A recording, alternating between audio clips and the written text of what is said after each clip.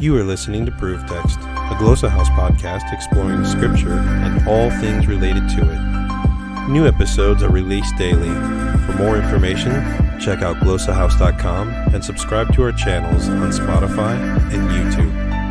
Welcome and enjoy. Shalom, welcome to this week's SLA Insights. My name is Dr. Jennifer Noonan, and we're continuing a discussion we began a few weeks ago on how to work with processing instruction, an intervention that helps students to derive more intake from their input. In other words, to acquire language more efficiently. We're looking at ways to help them overcome limits in working memory and default processing strategies that may be not as efficient as they could be. So I've been looking at input processing as a way of enhancing the quality of input that we give our students.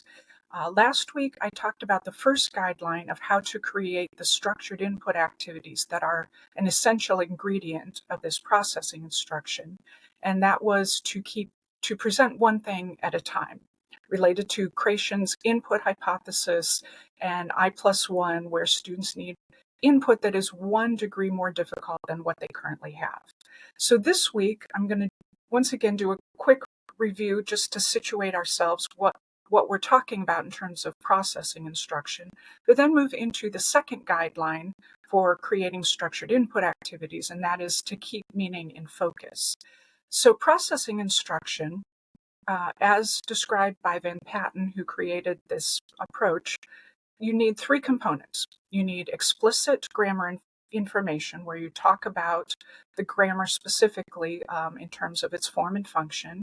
You need to provide the students with information about processing strategies, helping them see how their defaults may not be the most efficient. But then the most important piece of processing instruction are these structured input activities. So with the guidelines we're talking about here, presenting one thing at a time was last week. This week, talking about keeping meaning in focus. And when we talk about this, I want to start by describing what it is not.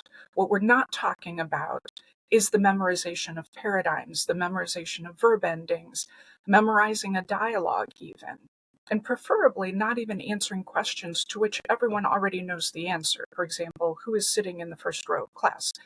If you can see it, everybody knows the answer to that question. What it is meaningful input, and this can be auditory and or written, and it's most effective if the student has a vested interest in comprehending what's being said or read. In other words, they're hearing it or reading it for a purpose that's beyond just learning the language. They're going to gain otherwise unknown information. They're going to complete an activity, for example, in which they need to participate, or they're going to access this information, whatever it is, for its entertainment value. So language acquisition is most likely to happen in the context of meaningful communication, where language is being used the way God intended it, for communication. So what does this look like? How do we keep meaning in focus when we create activities? So I'm going to give you a few practical examples, like I did last week for presenting one thing at a time. Help you generate some ideas of what it might look like to keep meaning in focus. What kinds of activities would be ideal for this? One possibility is an information gap activity, where you have the students listen to each other answering the question, what did you do yesterday, for example?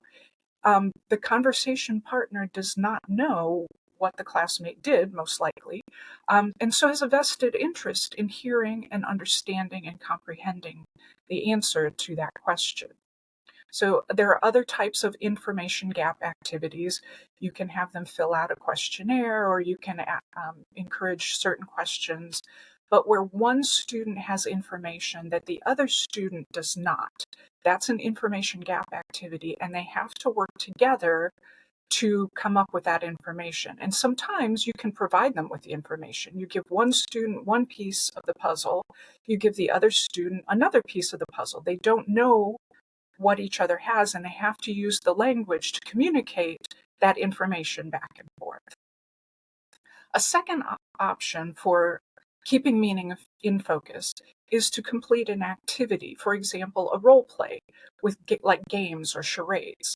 So one example might be where each student receives a card with a job or a role, say, for example, from an ancient marketplace. One person's the buyer, one person's the seller. You might have a beggar. You might have a priest coming through. You might have a mom with a couple kids along the way. But each card is going to provide in the target language, their role, the name of their role, and a brief description of what that person might do. So the beggar, for example, might be sitting on the floor asking for money. And that's going to be written on the card in the language, and the person has a vested interest in understanding what that is in order to complete their role play. And so then the students act out their roles, and perhaps you might add a guessing element, like charades, where they have to guess, oh, this person must be the buyer, this person must be the child, that sort of thing. And so that's a second option for keeping meaning in focus, where the language is being used for communication and it's meaningful, and there's a vested interest on the student's part in what is being communicated. And then the third possibility is just for entertainment value. If they're hearing or reading a new story that they've never read before, sometimes entertainment value is enough motivation for them to listen for comprehension, to understand what's going on in the story, to follow along who's saying what to whom and why are they doing it, and that kind of thing. You can add further motivation with some comprehension questions at the end, and that's another possibility for adding, again, motivation for comprehension. But it's in the context of comprehending that the students are most able to acquire the language, to internalize it, to learn the rules, even if they're not aware that they are actually acquiring the language. So, keep meaning in focus. This is the second guideline for creating a set of structured input activities. It's the second of 6. The first one we covered last week was to present one thing at a time. This week, keep meaning in focus.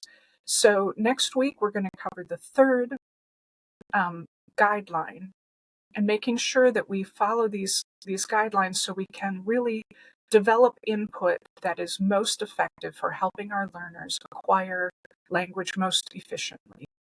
Again, it's part of processing instruction, part of creating these structured input activities with the goal of improving the quality of comprehensible input that our students receive so that they can derive more input from intake and be more efficient at processing that language data and acquiring the language.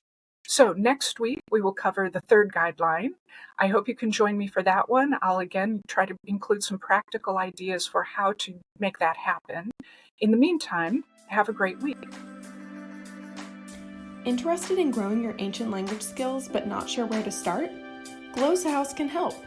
From illustrated readers and short stories to lexicons and grammars, Glossa House offers a variety of resources for beginning, intermediate, and experienced ancient language learners.